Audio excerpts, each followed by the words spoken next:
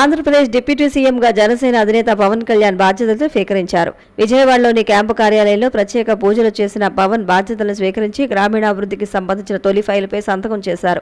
అనంతరం ఆయన అధికారులతో సమావేశాన్ని నిర్వహించారు.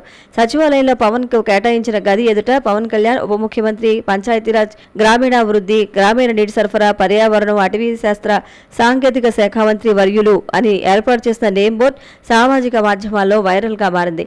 పవన్ కళ్యాణ్ సహా జనసేనకు చెందిన మంత్రులు కందుల దుర్గేష్, నాదెళ్ల మనోహర్లకు సచివాలయ భవనంలోని 2వ బ్లాక్లో మొదటి అంతస్తులోనే ఛాంబర్లు కేటాయించారు.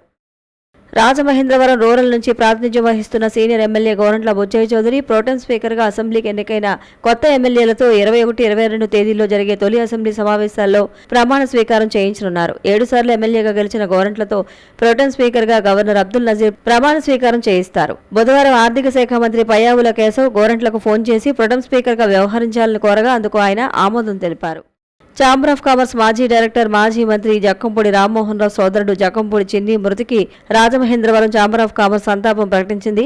ఈ మేరకు ఛాంబర్ అధ్యక్షులు లక్ష్మీనారాయణ జవ్వార్, గౌరవ కార్యదర్శి మద్దుల మురళీకృష్ణ ప్రగాఢ సంతాపం తెలియజేస్తూ వారి కుటుంబ సభ్యులకు సానుభూతిని తెలియజేస్తూ ప్రకటన విడుదల చేశారు.